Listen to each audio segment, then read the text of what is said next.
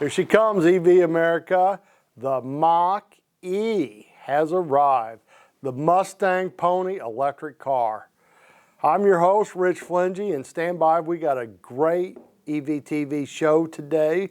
We're going to go over the Lordstown debacle, which, if you will refresh your memory, there's been a few debacles in this EV industry, and this is just the latest. We're going to go back and look at an old video of Jack Rickard talking about Chademo during the time that he built the DC-DC fast charger. We're going to look at that first. Then we're going to take the Chademo to Tesla charger out to a ChargePoint and see if we can fast charge the Model 3 that I complained about in the last show because it was a salvage and we don't have supercharging capabilities. And we got a surprising answer. We went out and checked out the new ChargePoint. And we're also going to do a little dissection on the car, the numbers, Mustang, with our new guy, Ian Harris. So anyhow, let's stand by. Let's get some news in. You know, I'm sure Jack would be having a full plate of this.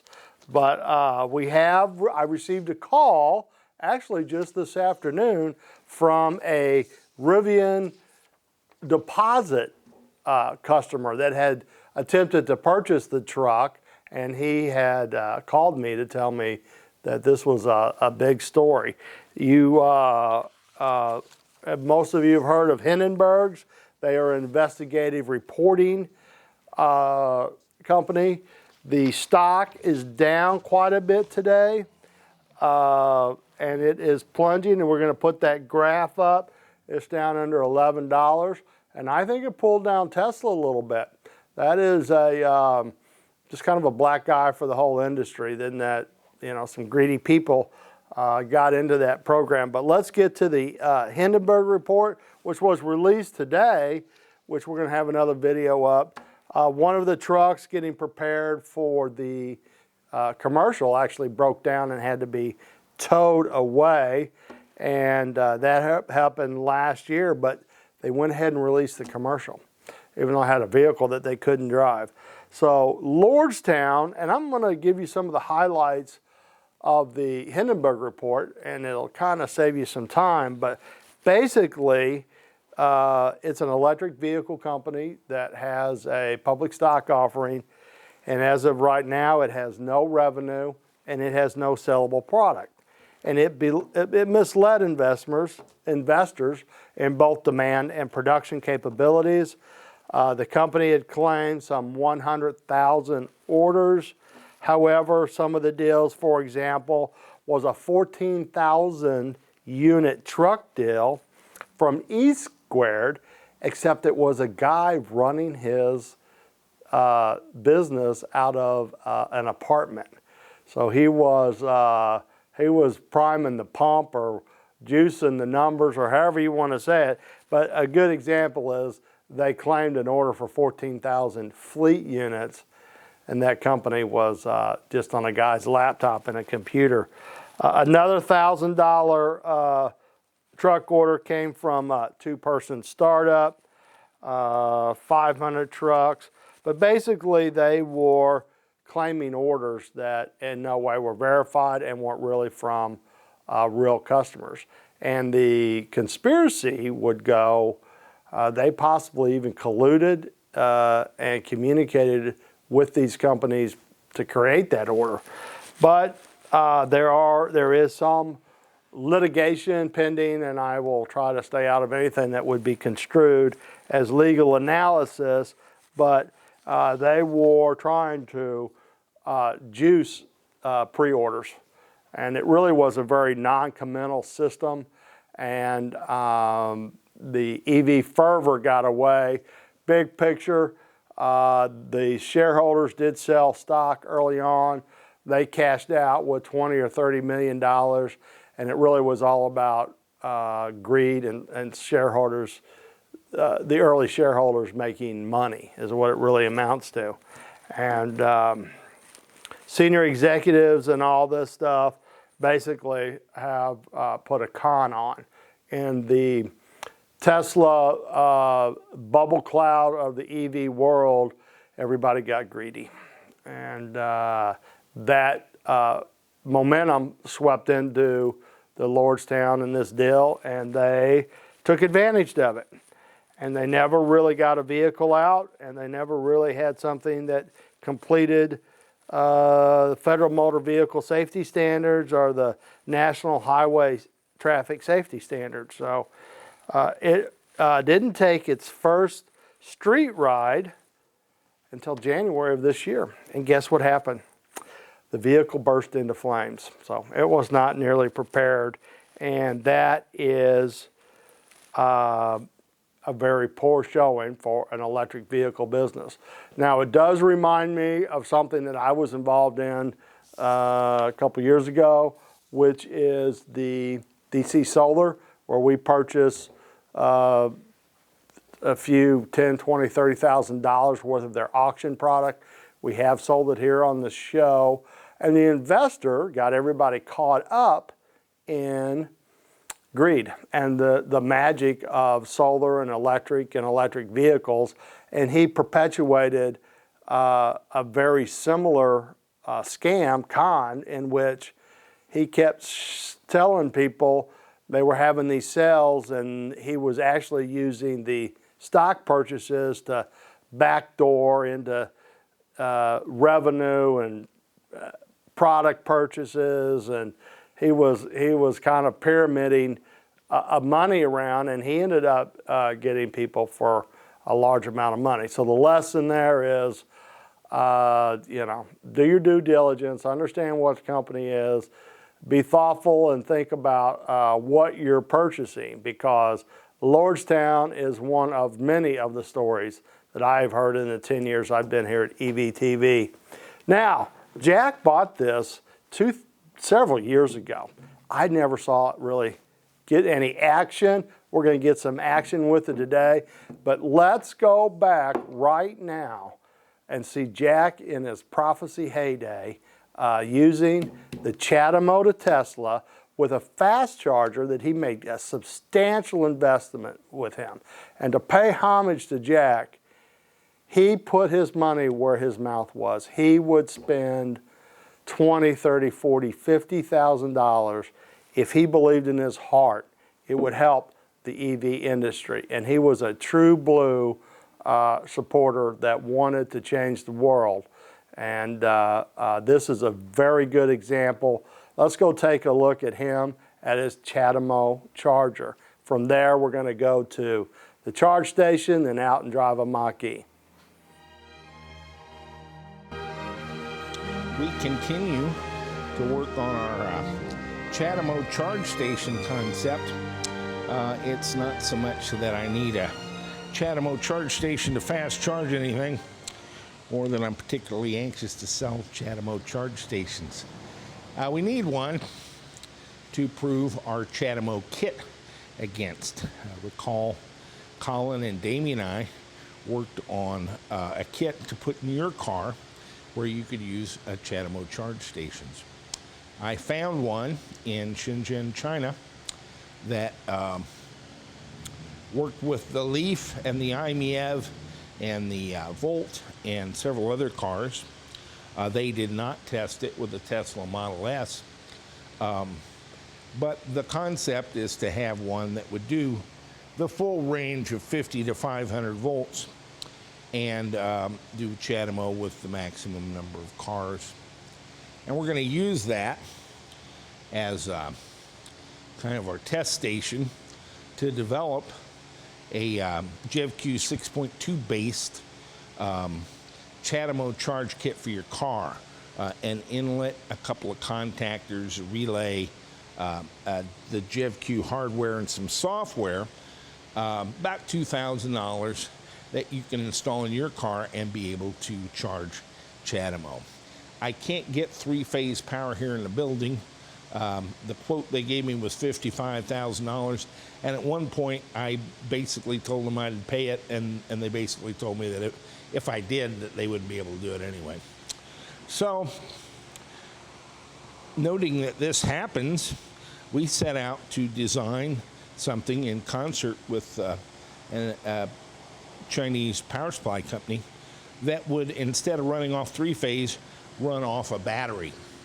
And this week, my guys have painted up like a new piano my job box that I showed you. But they also, on the back here, they mounted two Brusa chargers very nicely, a Chris charge port where I can plug a NEMA 5-15 into it, and a Chademo, not a Chademo, a J1772 connector, so we can charge this with normal AC 240 volt voltages. Eventually, we're going to tie this battery bank in with a charge controller to charge solar into this battery pack. We have 108 CALB SE100 cells in there that we charge to about 383 volts, and that's how we do it. This is the master switch where I can turn that off and on. I'll turn it on for now. Over here, we've got the Tesla Model S, which had never been tested with this device. But Tesla does make an awkward but effective charge adapter. Well, I'm 61 now, and jealous. In any event, they make a charge adapter that has a Tesla charge plug on one end and a socket like an inlet for the Chademo charge connector.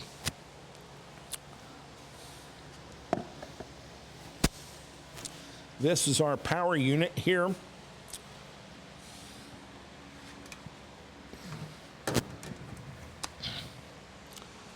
We take this out, plug it into our adapter firmly, and now we've got about 25 pounds of connector here. So I've got this stool so I can set all this out here and maybe not have it fall over and still be able to plug into my Tesla charge port, which it doesn't go. Now, this thing, unlike the Tesla, if I push this button, nothing really happens. So I'm gonna go to my screen, and under controls, close and reopen my charge port, and now it's lit, and I can plug this in and plug that in, and we seem to be engaged. With this button on, I've got DC input, and we got a nice touch screen here where I can press it. It says, "Thanks for using, please swipe your card." I had no idea when I ordered this, but it requires an RFID card. They did send me two, they're totally blank, but I swipe it and it gives me my card information. I press OK. I have automatic, charging by fee, charging by time, charging by power. I'm gonna select automatic here, and it says the plug's connected. I'm gonna pick OK. It says it is authorizing. Actually, it says it's authorizing, and that's Chinglish for checking to see if it's okay. Authorizing. And my plug turns blue and then green. And now we get a screen that tells me my number, a balance on my RFID card of 9,998.92 something. I don't know if it's Chinese yuan or what. My charge fee is up to 19 cents. I've charged power at 0.22 kilowatt hours and counting. My time is still 0 minutes, and my state of charge is 53%, which it gets from the Tesla, and that is correct. My charging voltage at the moment is 372.4 volts, and this tells me I'm charging at 105 amperes. Let's look in the car.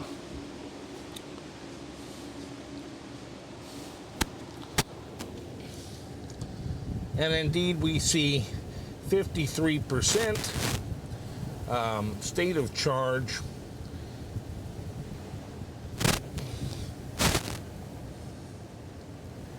(371 volts) and 93 amps. And so this is charging at 93 amps.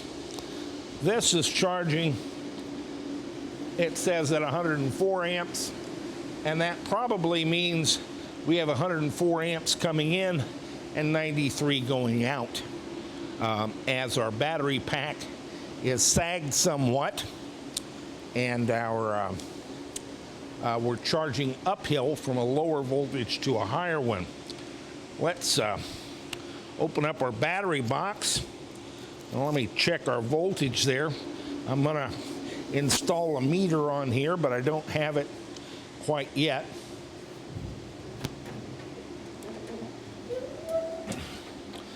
So I have to open the battery box.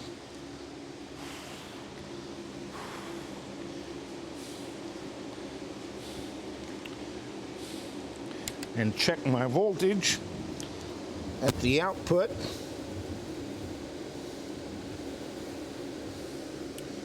Which is showing 334 volts in, and we're charging at 374.8 volts. And so we have a boost circuit in play to charge from a lower voltage to a higher voltage, which is what I wanted for our battery pack and for this device. You see, they were accustomed to having 380 volts three-phase, which gives you almost 500 volts in, and doing a buck charge to a lower voltage in every case. In our case, we want to go from a lower voltage battery pack to a higher one, and so they had to specially redo their charge, the 4 individual charge devices in there, to do a buck conversion, DC to DC conversion. And we have 4 25 ampere devices, so we'll do about 100 amps. And right now we're pulling 104 amps,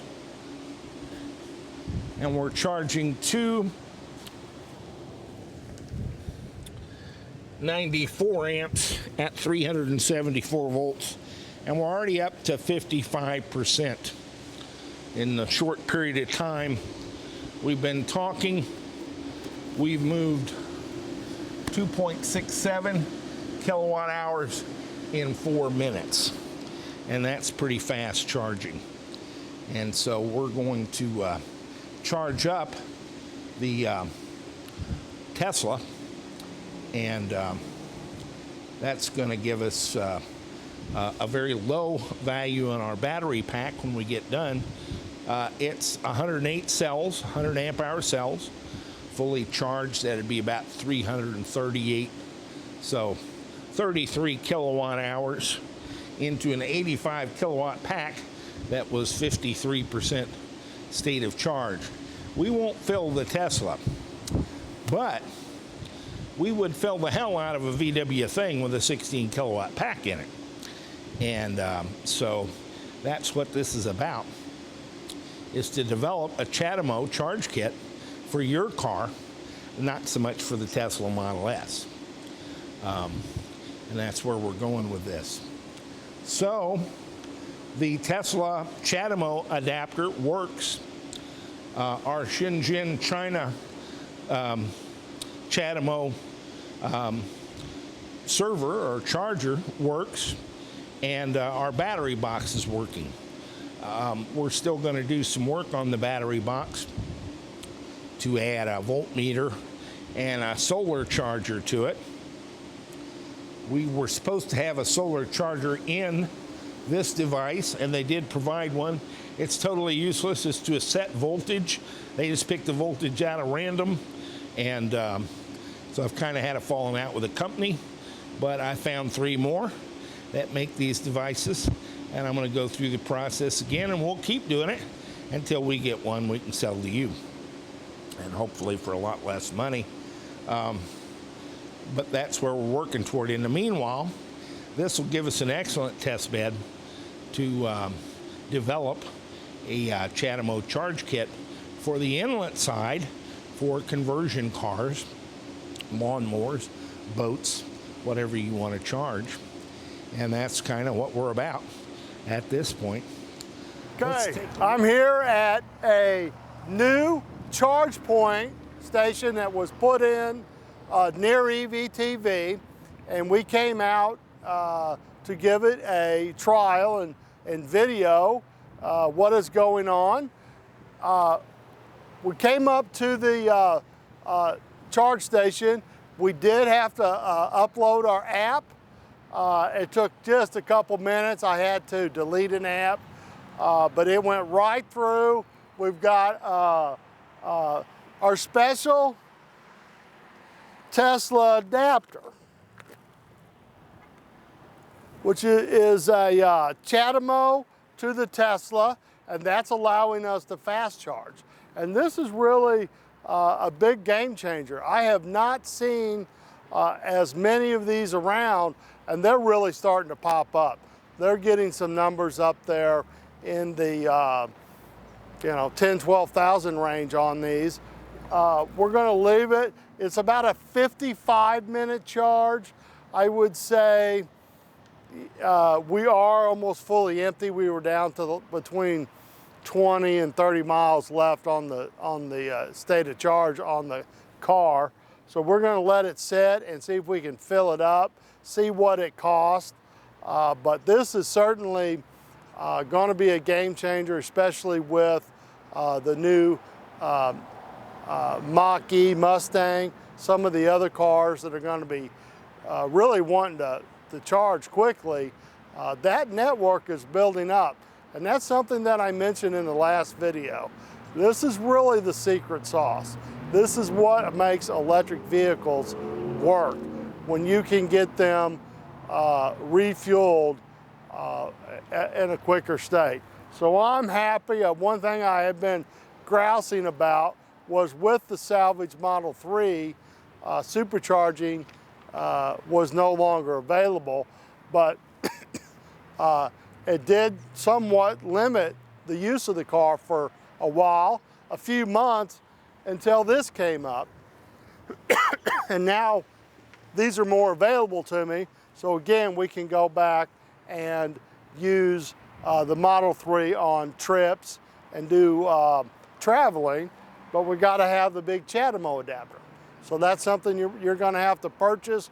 We're gonna look into these at EVTV, but right now we're gonna go take a look at the new Mach E. Hello EVTV viewers, I'm here at the Ford Grove dealership here in Cape Girardeau, and we are standing here next to the Mach E, the electric Ford Mustang. And with me is Ian Harris from Kentucky. He's joining us with EVTV. We have a new employee ready to work for us, and together both of us are gonna walk around this car and kind of show you the cool features we found and kind of comparing it to the Model Y. So Ford built this electric Mustang Mach E so that they can compete with Tesla Model Y. So Ian, what do you think about the car so far? So far, it's really similar. It's only an inch difference size-wise in length and width. This is actually just barely smaller. And it seems to be a lot less simplistic on the inside. This big thing is noticeable about the Model Y over the E, but it's got some of the similar Mustang cues on the front, where it's got, you know, the same similar grille off the current model, and then the taillights are about the same as the new one as well. Indeed. Here, let's try opening the front so we can see the space inside.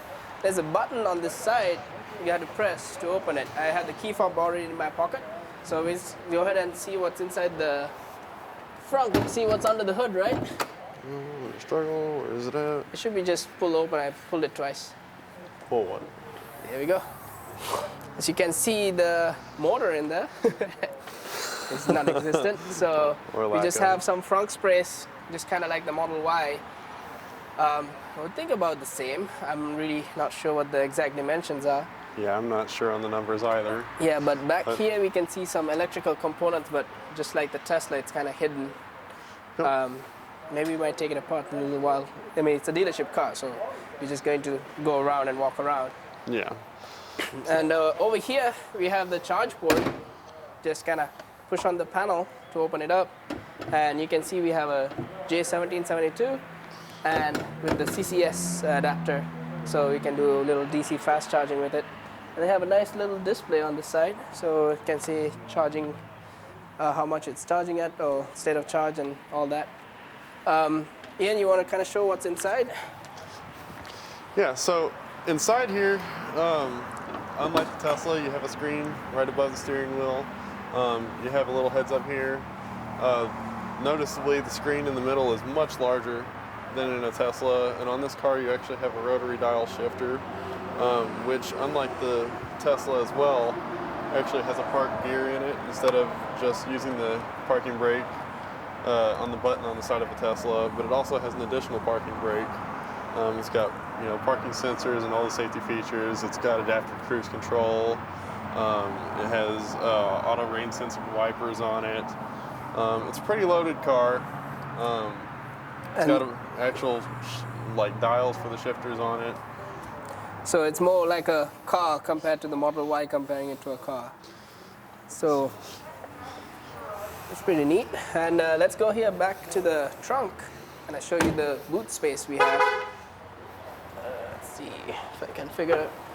It's a powered lift. And we have some pretty neat space in here.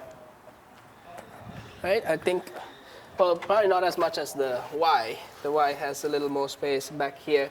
But yeah, you can see they have some electrical charge connectors in here, and just the amount of boot space. Super spacious still. Super spacious though, yeah. And it's got the button touch to close it. All your fancy Indeed. needs. So yeah, Ford really did get into it, and they built an electric Mustang. I think we'll go take this for a test drive. I think Richard wants to drive it around the block, so let's see how this goes.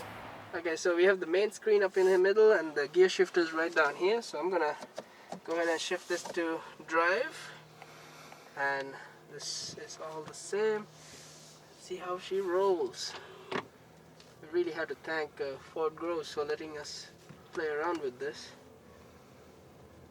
She's quiet. What do you think, Ian?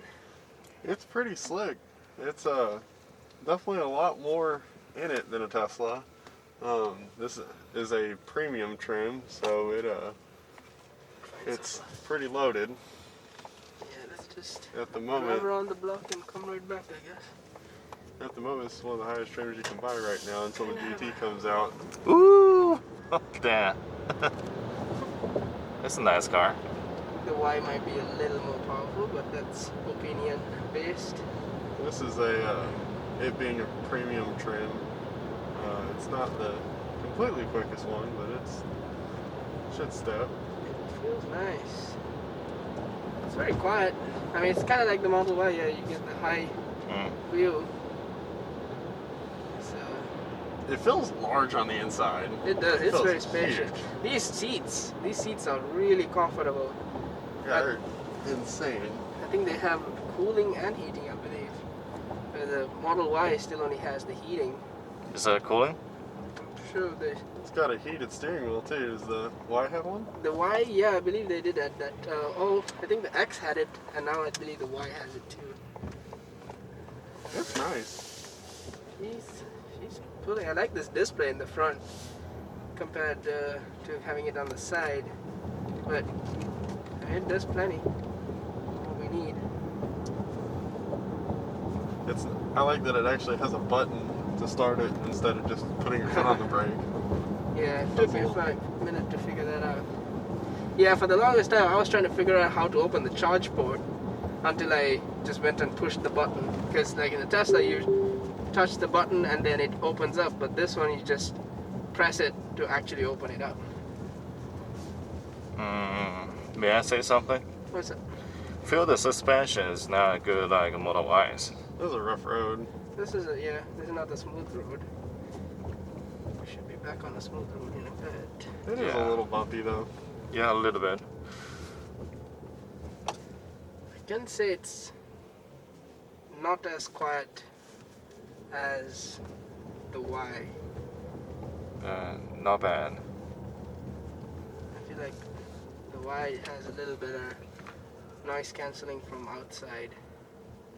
So how about that, Daniel and Ian? Like 5 stars for Model Y and the model there's a Mach E. Well, this is all opinion based. I mean, I'm not in any way, shape, or form able to say one car better than the other. But in my opinion, Yeah, I mean, I've only driven this like 2 minutes now, but true. I think the Mach E has still room to grow. Yeah, That's not right. Actually, I've not been in the Y yet, so I can't really say. But I was gonna say, compared to the 3, I still think I just They, have they a little really bit put the wrong guys in the car to do this test drive.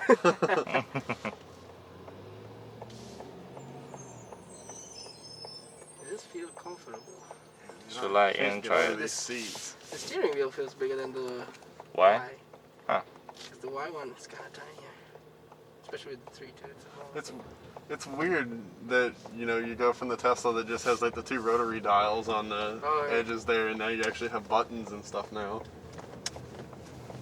Because you have your lane assist and your cruise control, your volume. The regen braking Works? is working, but I Mm. have no idea how to change the settings, like the driving settings. We can.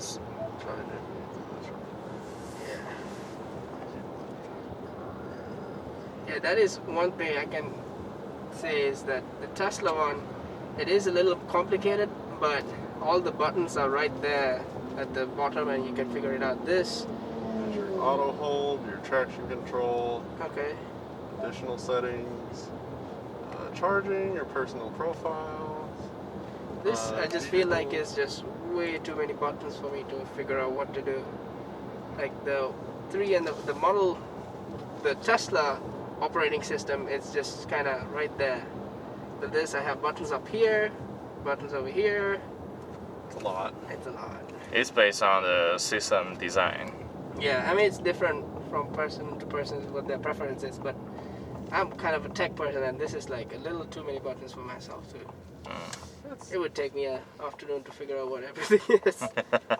It seems like the kind of thing, if you've messed with modern stuff a little more, it's not going to be too bad, but it is definitely a lot.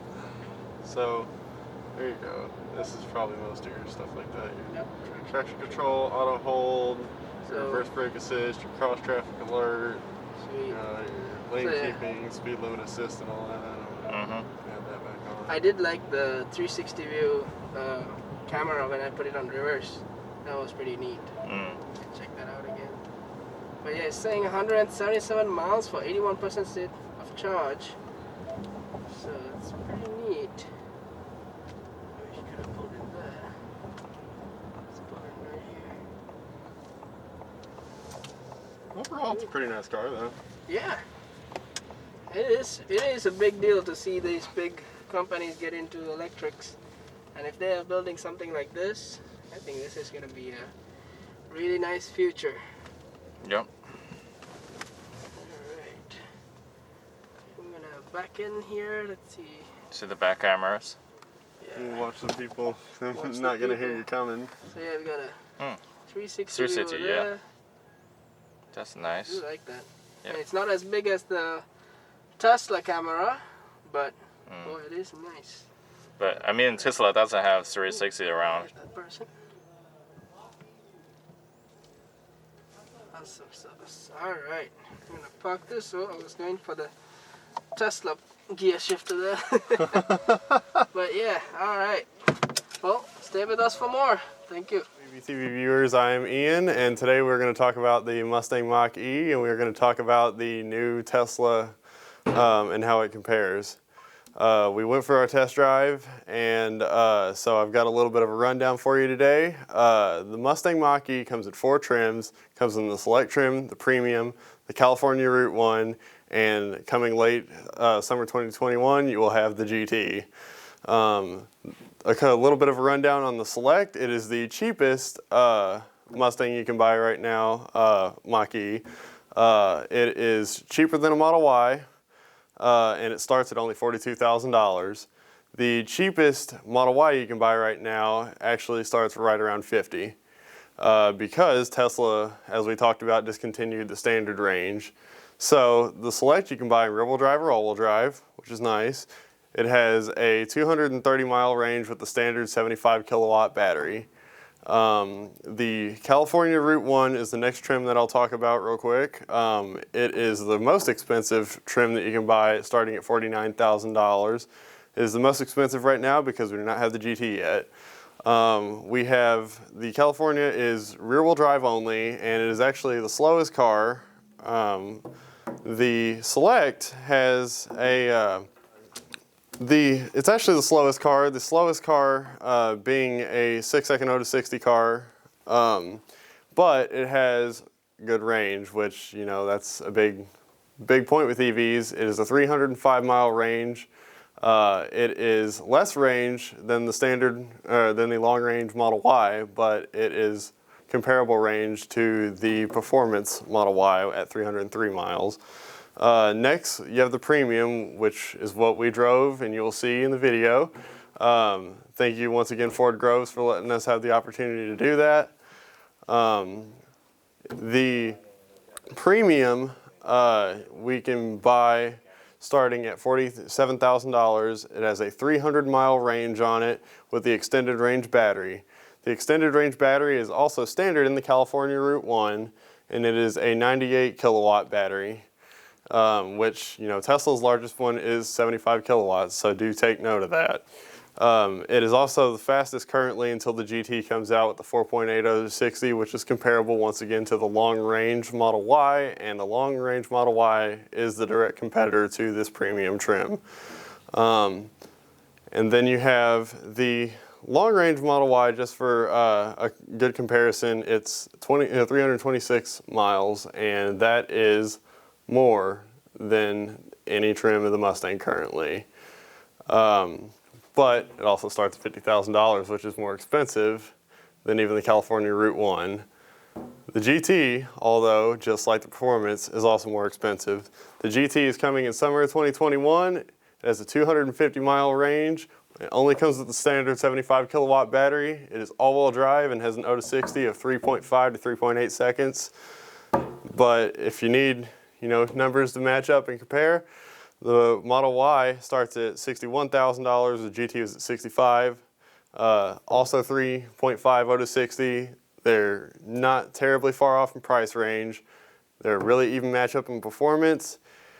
And as we're going to talk about, it really comes down to preference. The Mach E is much more of a traditional kind of car. It's got a speedometer in front of you. It's got a dial. You know, it's much more easy to navigate. There's steering wheel controls on it, and it feels like a modern car. The Tesla is an all-in-one screen, and it really is an Android versus Apple approach to it. If you like Apple, you're probably more of a Tesla guy. If you like Android, you're more of a Mustang guy, you know. It's whatever's more familiar with you, and, you know, with the Mustang, you have charge points and things like that. If you have Tesla, you have supercharging and Tesla stations. But if you lose your, you know, supercharging, then what is it? What's really the difference? But another thing I wanted to talk about real quick is Mustang sales, because this is really important with a big deal, because, you know, back in '64, the Mustang was groundbreaking, and, you know, we really think here at EVTV that this Mach E is going to be really groundbreaking. Couple quick numbers for you. In 2015, when they redesigned the most recent Mustang, they had 122,000 sales. In 2020, they were down to 61,000 sales.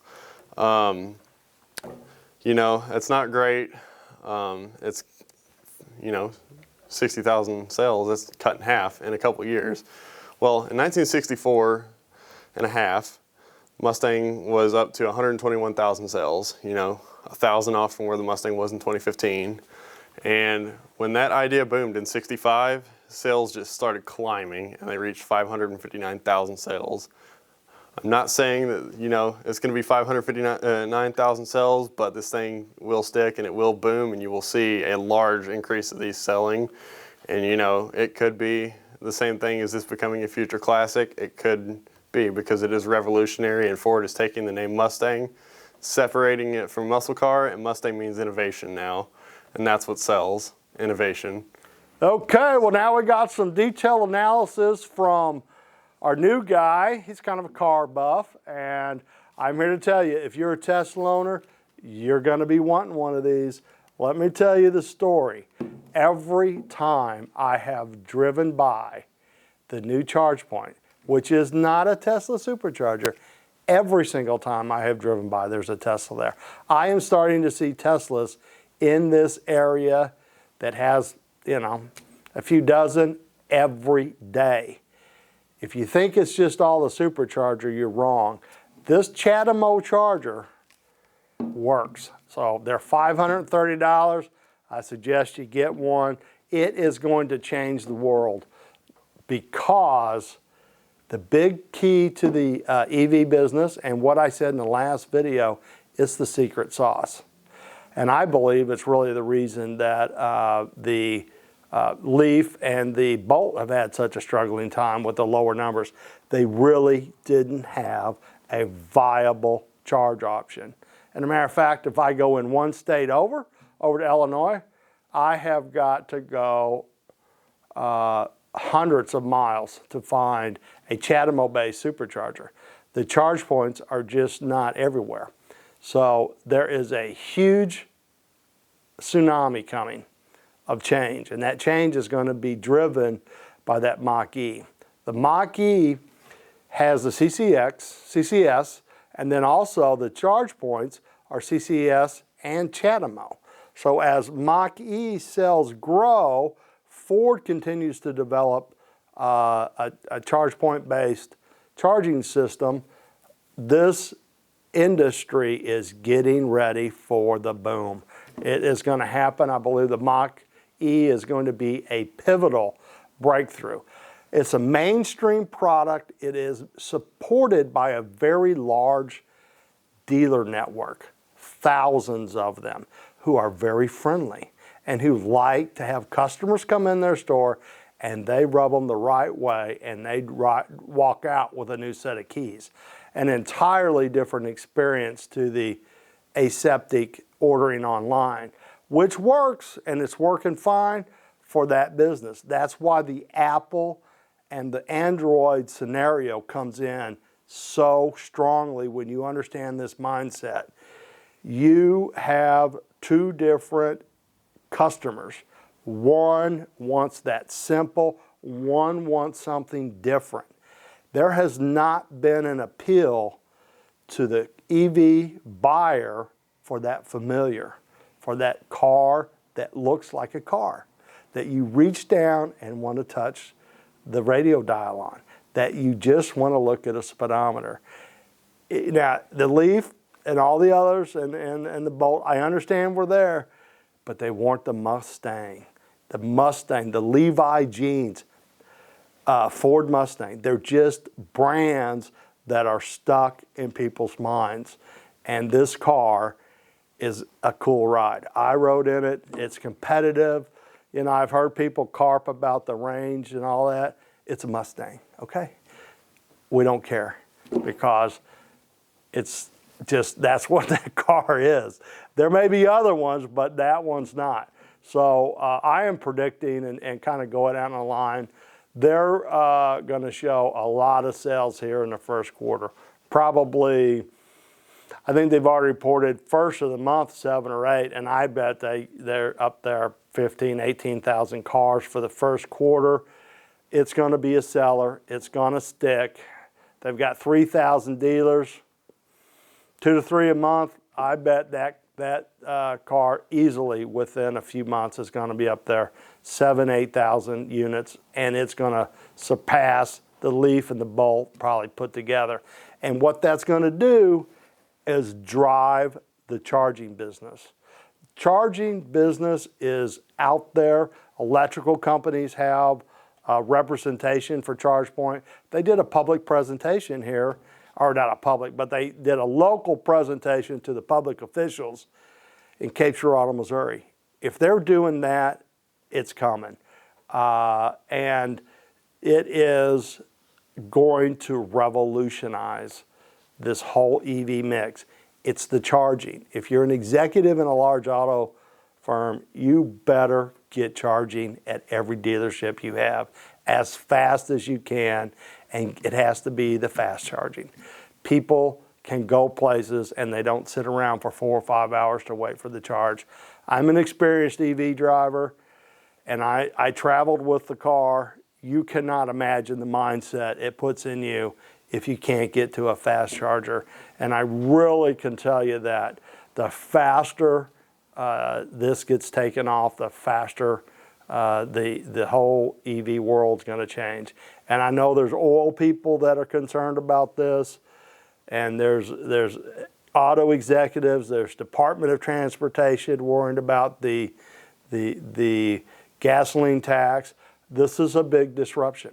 It is what Jack had always predicted. It's going to be a disruption in the marketplace.